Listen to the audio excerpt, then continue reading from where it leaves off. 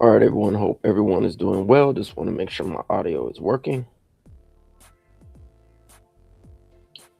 All right, everyone. Hope everyone is doing well. Just want to make sure my audio is working.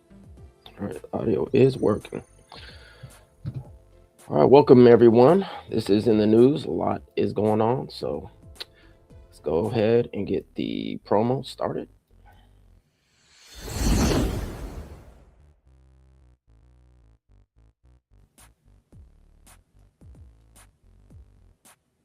All right, Jesse Jackson. Activist, civil rights leader, and politician Jesse Jackson has passed away at 84, a protege of Martin Luther King Jr. and James Bevel during the civil rights movement. He became one of the most prominent civil rights leaders of the late 20th and early 21st centuries. Jesse Jackson would run for president in 1984, as well as participate in major marches and sit-ins. His advocacy also reached internationally. He was an excellent negotiator, having negotiated releases in Cuba and the Middle East, and was outspoken against racial apartheid in South Africa. May he rest in peace and power.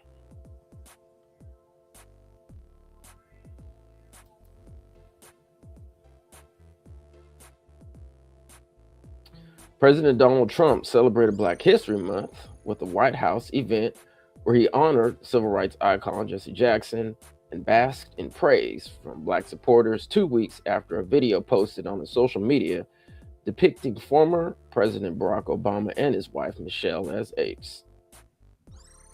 Trump kicked off the event in the East Room of the White House February 18th by lauding Jackson and two-time Democratic presidential candidate and one of the most prominent Black leaders in the nation. Now, the Black speakers complimented the president during the event, saying he has delivered for the Black community and pushing back against criticism.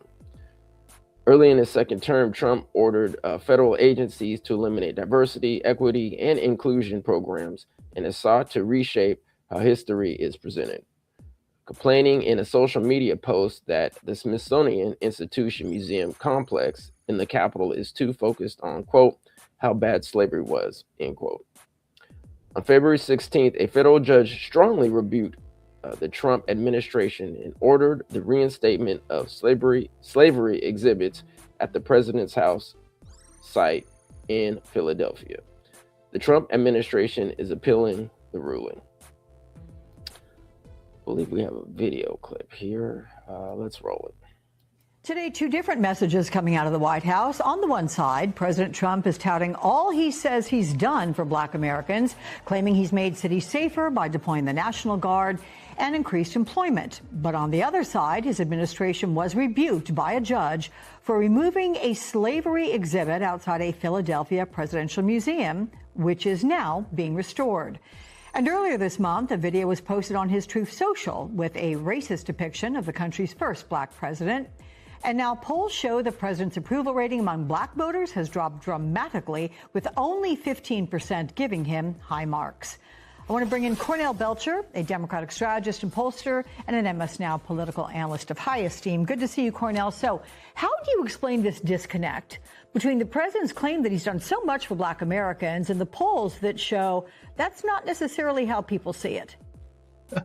Well, it's a disconnect that you see from reality around the Trump and the Trump administration around a number of things. Look, it's the Trump's job approval has never been great. I mean, even if you go back to when he was president, we had upwards of 80% of African Americans disapproving of the job he was doing when he was president. And it's not just the overall disapproval numbers. In our data right now, we've got 83% of African Americans disapproving of Trump, but it's also the intensity, which is something we pay attention in polling as well. And it's 72% of African Americans strongly disapprove of the job that Trump's doing. And by the way, it's not just one or two things, but is the tide of things at Black unemployment, right? That hit a historic low under Biden, and look at where it is right now today. And in the beginning of Trump's administration, you saw over 300,000 African-American women lose their jobs. And I'm going to connect the dots to you right back to the last segment about voting, right? Why are they trying to take over voting in Georgia and Fulton County? It's about a larger play that you see. Why are they attacking diversity? Why are they going after DEI, not only in the federal government, but now in corporate America, where they're saying you shouldn't be doing diverse hiring? It's all about a larger plan here of eroding and blocking Black political power. So speaking about Donald Trump, initially, either Governor Westmore of Maryland wasn't invited to the governor's breakfast, but according to Trump's administration, he actually was invited. So anyway, Westmore ended up attending this event, but allegedly he wasn't invited to, I believe they have a follow-up dinner either that day or the next day or something like that. Anyway, Governor Westmore did attend, and I guess it was a productive event. All right, so let's move on. What's going on in New York? All right. So it looks like Zohran Mamdamni announces New York City commissioners for international and immigrant affairs. All right. Anna Maria Archila, born in Colombia, will serve as New York City's chief liaison to the United Nations and the United States State Department as Commander of International Affairs. Faiza Ali, the daughter of Pakistani immigrants, has been selected to lead the mayor's Office of Immigrant Affairs.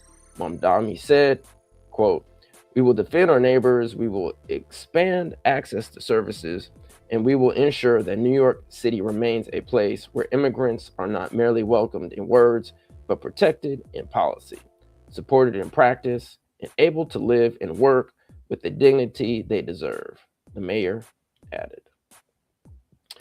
Well, hopefully New York City will one day be able to have a Freedmen's Affairs office as well.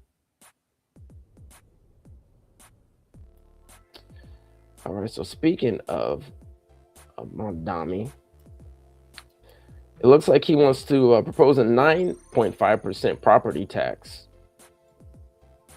As Governor Kathy Hochul refuses to increase income taxes on New York State's wealthy individuals and corporations, New York City Mayor Zohran Mamdamni has other plans, as he wants to raise taxes on the wealthy to meet New York City's budgetary concerns.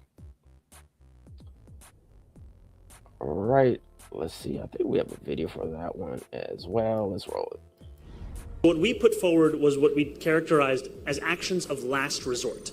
I described them as last resort because we have a broken property tax system in this city. What we are hoping for, what we will spend every day looking towards, is working with Albany to increase taxes on the wealthiest and the most profitable corporations, such that a fiscal crisis is not resolved on the backs of working and middle-class New Yorkers.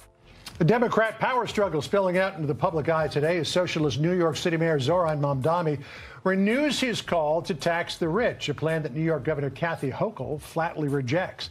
The New York Post didn't hold back. Today's cover reads, "Stick 'em up, Mayor Mamdamni threatens Hocul, raise taxes or else." Let's bring in Jerry. And it also looks like DC Mayor Bowser had something to say about the Mamdamni proposal to raise taxes. I do not think we should be raising property taxes, okay? And so this is something for us to watch in this budget process. I just heard the mayor of New York City propose raising property taxes on everybody in New York City. Sometimes these ideas trickle down here. So make sure that when you are talking to members of the council that you tell them you do not want them to raise your property taxes. Okay.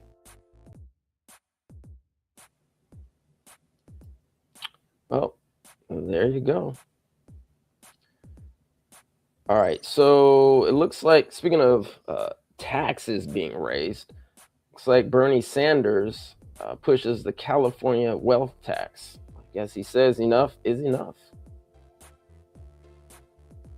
Senator Burney Sanders recently joined in a rally in Los Angeles to push for California's controversial wealth tax, which has been opposed by Governor Gavin Newsom. Enough is enough, quote unquote, Sanders said. According to the Associated Press, the billionaire class cannot have it all. This nation belongs to all of us. California's Billionaire Tax Act would charge the state's 200 billionaires with a one-time 5% tax on their net worth to help fund health care programs for middle-class and low-income Californians. Quote, for these people, enough is never enough, end quote. Sanders told a rally of nearly 2,000 people, according to the Los Angeles Times. They are dedicated to accumulating more and more wealth and power, no matter how many low-income and working-class people will die because they no longer have health insurance. The wealth tax has divided Newsom and the progressive wing of California's Democratic Party. Quote, this will be defeated. There's no question in my mind, end quote. Newsom said early this month in an interview with the New York Times.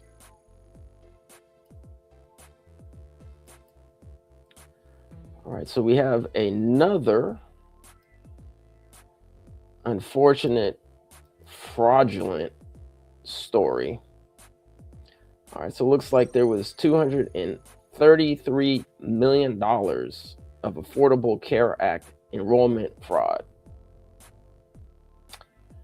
People are always doing something scammy. All right, here we go. According to the U.S. Department of Justice, Corey Lloyd, who's 46, of Stuart, Florida, and Stephen Strong, who's 42, of Mansfield, Texas, engaged in an extensive fraud scheme that sought over $233 million in fraudulent Affordable Care Act plan subsidies, for which the federal government paid at least $180 million. The ACA plans offer tax credits to eligible enrollees. These tax credits or subsidies are paid by the federal government directly to insurance companies in the form of a payment toward the applicable monthly premium. Evidence presented at trial showed that Lloyd and Strong conspired to enroll consumers in ACA plans that were fully subsidized by the federal government by submitting false and fraudulent applications for individuals whose income did not meet the minimum requirements to be eligible for the subsidies. Lloyd received commission and other payments from an insurance company in exchange for enrolling consumers in the ACA plans. In turn, Lloyd paid commissions to Strong in exchange for consumer referrals. The defendants exploited a healthcare safety net designed for working families to carry out $233 million scheme to defraud taxpayers, said Acting Assistant Attorney General Matthew R. Galetto of the it looks like he was the DOJ, Justice Department's Criminal Division. He says the defendant's scheme targeted vulnerable people, including those suffering financial hardship, drug addictions, and mental health disorders, to line their own pockets. Today's guilty verdicts demonstrate that the criminal division seeks to protect all of our citizens and will continue to hold accountable criminals who steal taxpayer dollars and endanger the health and safety of our communities. Healthcare fraud is nothing new to South Florida, as many scammers see this as a way to earn easy, though illegal, money, said Special Agent in Charge Brett Skiles of the FBI Miami Field Office. He goes on to say, what is disturbing about this investigation is that the subjects deliberately targeted the most vulnerable, low-income citizens experiencing homelessness, unemployment, and even mental health and substance abuse issues, all to line their own pockets with ill-gotten gains. Investigators who unraveled this scam are to be commended for their diligence and commitment. The FBI and our partners will continue to pursue those individuals who defraud our healthcare system at the expense of taxpayers.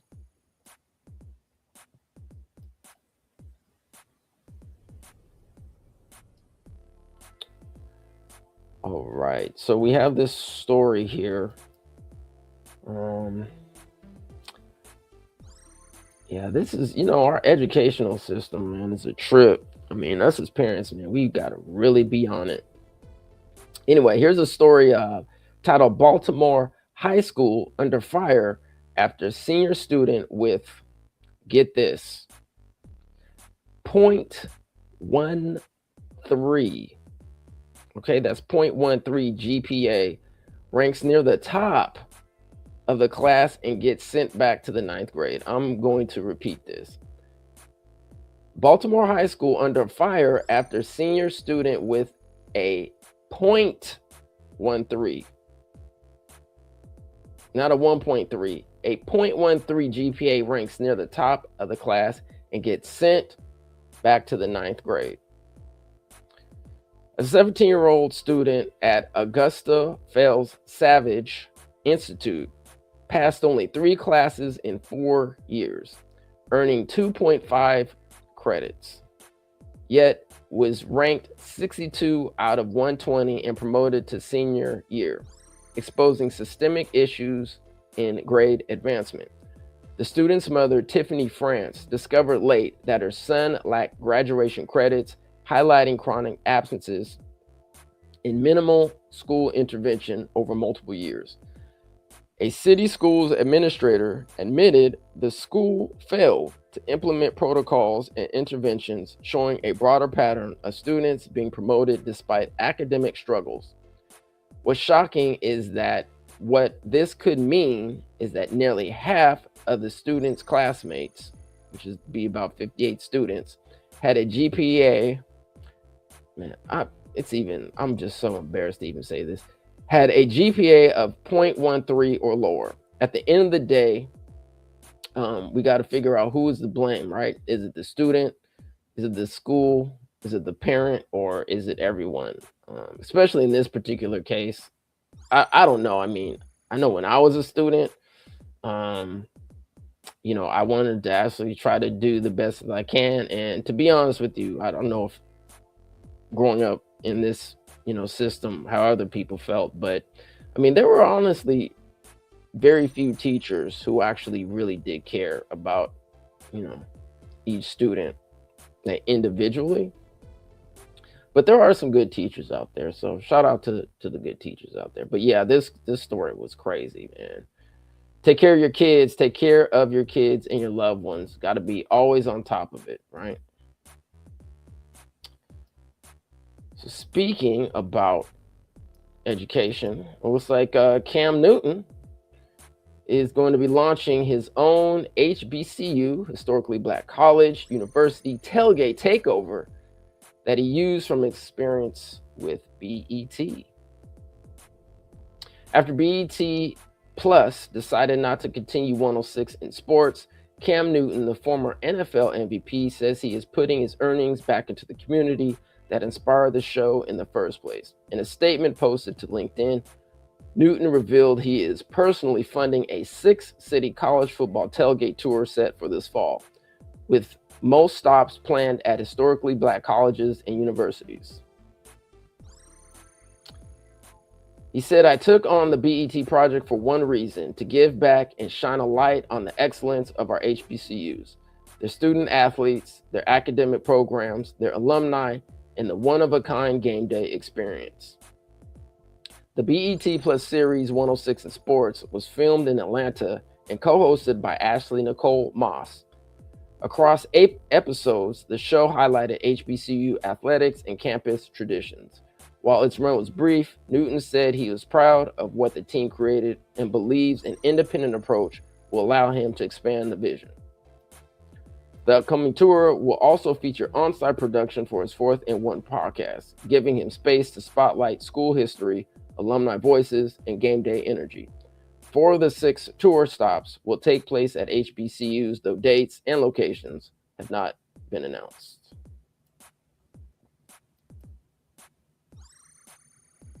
All right, so speaking of TV hosts, for those who haven't seen this clip, I don't know if it's viral or not. I don't know, it might be. But anyway, Godfrey and talk show host Akbar G, I'm not even going to try to pronounce the brother's last name, because it's It's spelled Gbajabiamila. So for those who are pretty good with Nigerian last names, just out of respect for the brother's last name, I'm not going to try to, botch it up. But yes, we'll just call the brother Akbar G for now.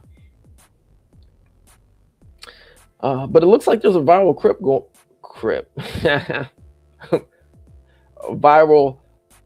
clip going around on regarding comedian Godfrey and talk show host Akbar G, which once again they're both Nigerian descent. They actually had a candid conversation about Black Americans and immigrants. I believe we have a clip here, so let's play it.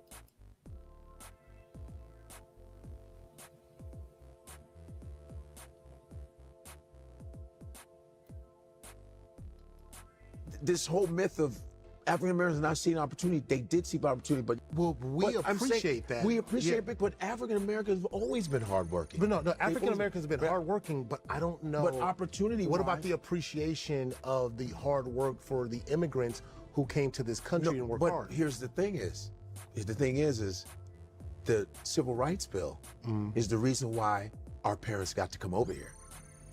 1964, Lyndon Baines Johnson, who was one of the most racist son of a bitches on the planet, had to sign that civil rights. But Martin Luther King is sitting right next to him. Right. Yeah. So that is the reason why Koreans can come here. Koreans, Indians, Arabs, Nigerians. It's because of the Civil Rights Bill. Right. It's because of African Americans, foundational black, coming in here, busting a, being treated like shit, being hung, lynched. Jim Crow, from slavery was Jim Crow, segregation, Reconstruction, being promised that they were going to get this, fighting every war. They've been, black people fought in every single war and still being disrespected, not being able to buy homes. Right. You understand? Burning up of black towns. And people go, well, why ain't they? They saw opportunities. There were black Wall Streets. There were black banks, black hospitals, and they came and burned it. Black excellence. Black excellence. They came and burned it because a white woman said somebody them, and they never did because a white woman lied. Shout out to Godfrey. All right, let's see what else is going on in the news. Let's see here. So for those that don't know, the city of Philadelphia is contemplating on having an Office of Freedmen Affairs.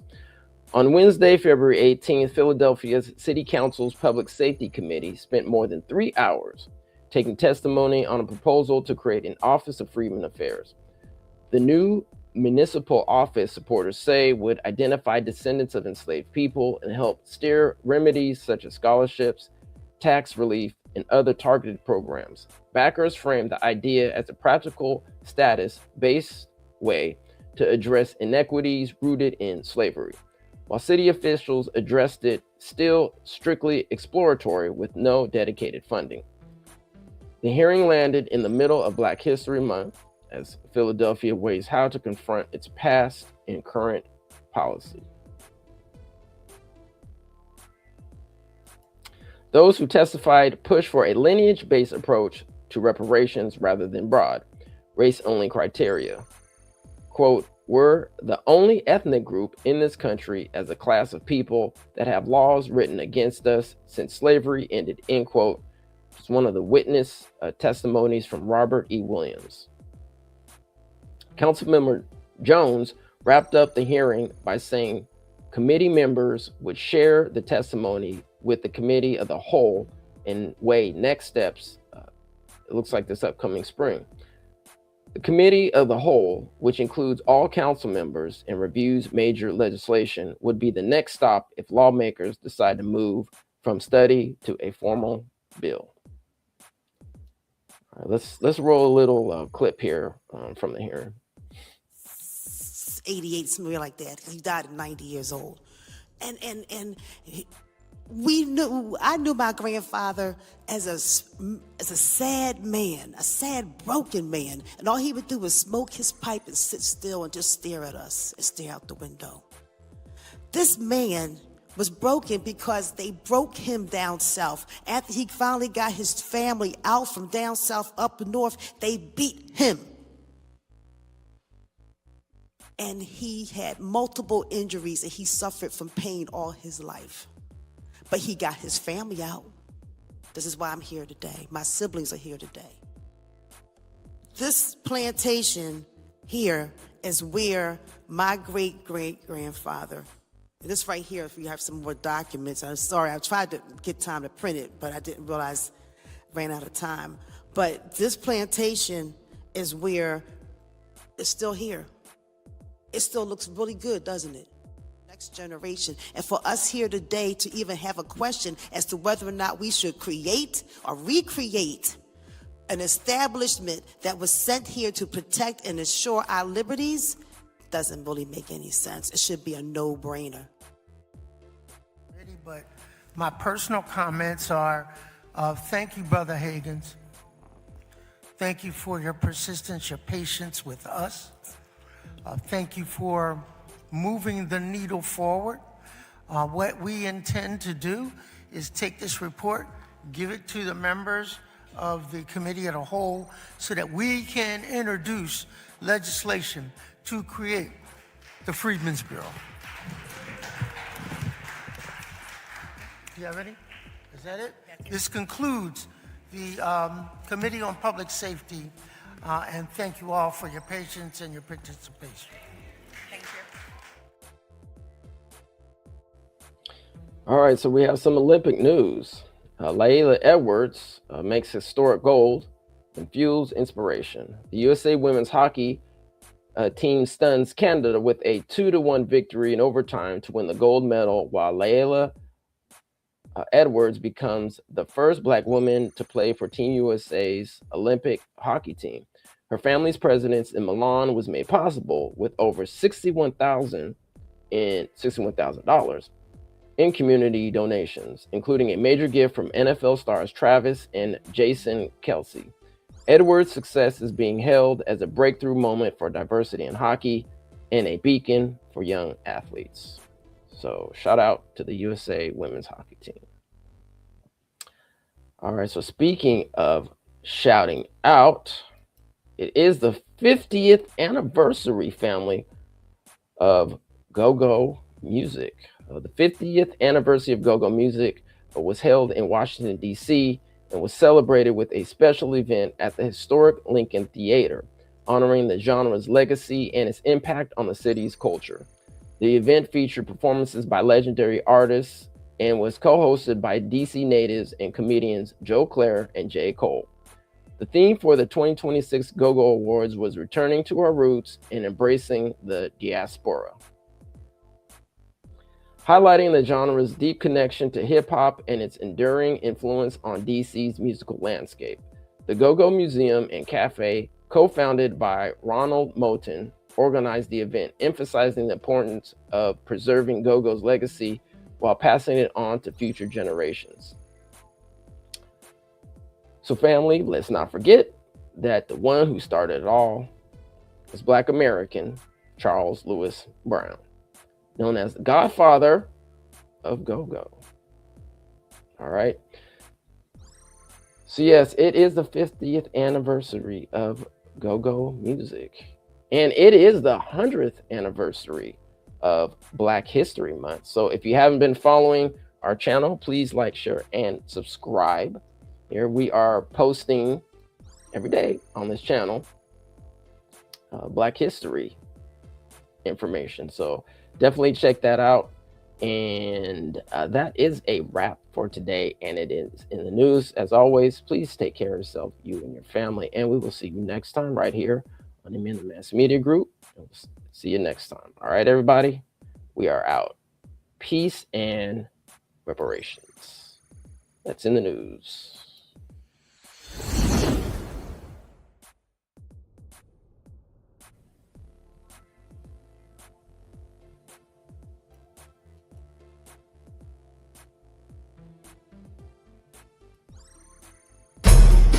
The way it currently stands, forced labor, slavery takes precedence over rehabilitation and public safety. Oh, by the way, while the Biden administration gives reparations to everyone but freed people. Look at the billions he has run over to Ukraine. We don't have black grocery stores because if you think about it now, just to get in that supply chain, it's almost unheard of. They don't want the truth to get out. Okay? I don't want to know what my family did or what all these people did and all this stuff like that. Okay? Come on. You read that 500-page report. There's this thing called white superiority and black inferiority. That mindset allows all of the behaviors that we've seen across generations. I had no idea that church I was running by every day was something my grandfather established. This is not a handout. This is a debt that is owed. You know, Allensworth was like the internet of his time in 1904, 1905. The total black population in California is about 2.6 million, and then of that, the descendants compose about 2.2 million of that. So California, with a multi-billion-dollar surplus, can absolutely afford to satisfy the international terms for reparations, beginning with compensation. Any financial obstacle that exists that impedes the success of increasing financial prosperity needs to be dealt with and eliminated. No matter where we've been, no matter what part of this fight we've been in, we've been harmed, and we've had harm done to us specifically. When I got to Los Angeles, this was some of the worst segregation I'd ever seen. And remember, I'm telling you, I'm from Mississippi. Because as you can see, I'm giving you broken history right now, you know? But I had to give it to you guys today. I said, no, I got to show them this because it's so precious and nobody really knows about it. Overnight, it's like, oh, it's no longer the quarters, now it's Lincoln Heights. Oh, so now we get to use Abraham Lincoln for our name. And you think about all the other people that they could have used, but they picked Lincoln. And I think that's sort of a stereotypical of what they do. There wasn't any black restaurants. As far as black business and weed, it wasn't none. Black people don't have that kind of luxury. Our historically black communities have been redistricted multiple times. Why has it been easier for other groups than us? Because of anti-black hatred. Now listen, if you can't handle the TR rules, don't tune in.